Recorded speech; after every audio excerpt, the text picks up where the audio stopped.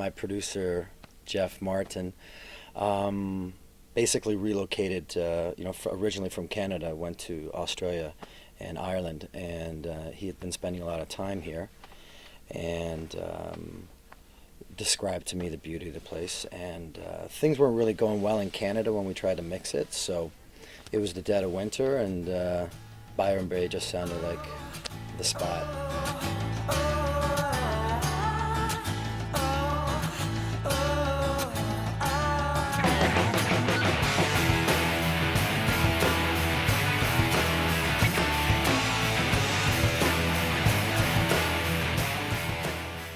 When you're tracking a record, when you're recording a record, it's proper and probably beneficial to be more insular. Like where we recorded the record at my studio in Ireland. It's not like a vacation spot like this or whatever. And so like you really get into the actual process of sculpting the song and things like that. But when you're mixing a record, you need to have an environment where you can just constantly just sort of step away, come back, fresh ears, new perspective, things like that.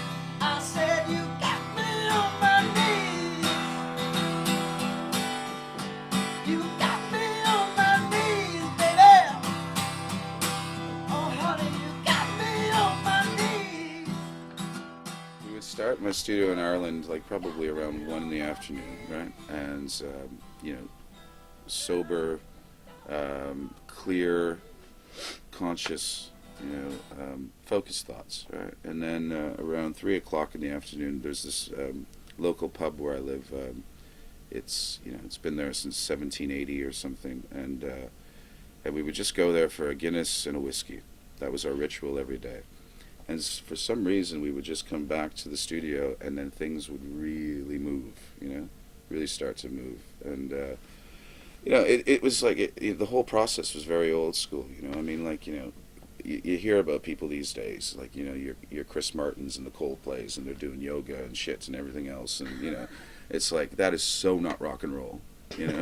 So I mean, like for us, we just did it old school. It's like, okay, you go to the pub, come back, we're doing more and more ideas are flowing, open up the wine, get the cigarettes out and stuff like that. I mean, it's just like and it just goes and it goes and it goes.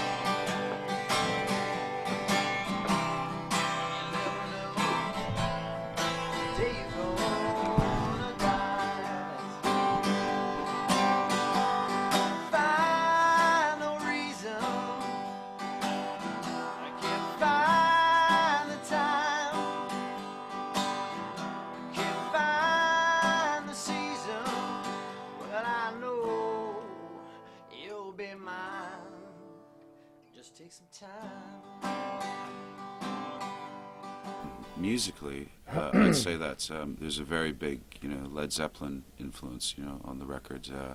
Because like for instance, the equipment that we're using, it's very sort of old school analog stuff and everything else. So the sound of the record has that big fat sort of physical graffiti, type of thing.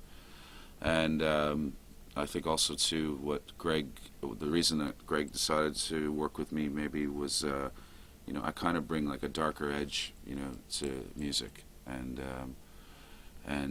with his writing style and the pop sensibility that he has, married with that type of thing, it's very, shall we say, very alluring and conducive to people's psyches, I think. It's different than anything coming out of Canada.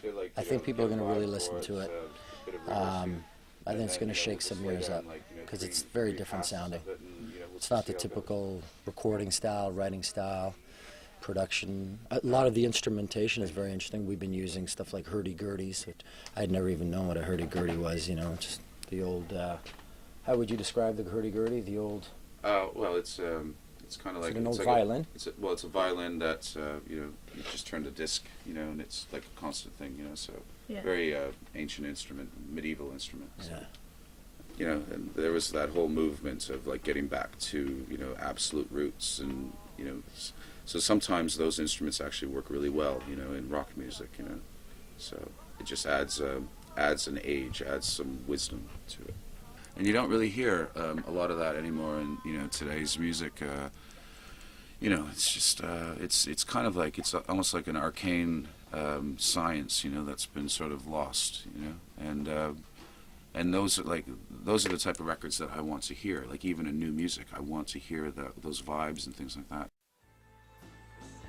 By the fire.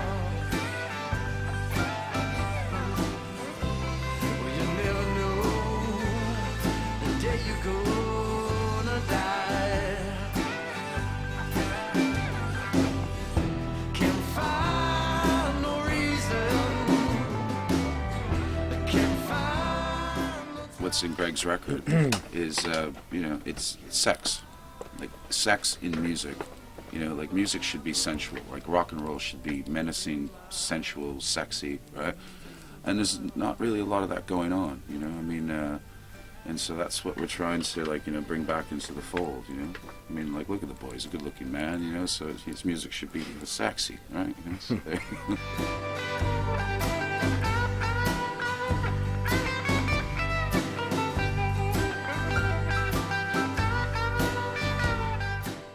You're letting your consciousness go, and you stop overthinking things, and it's just more about the emotion and all that stuff.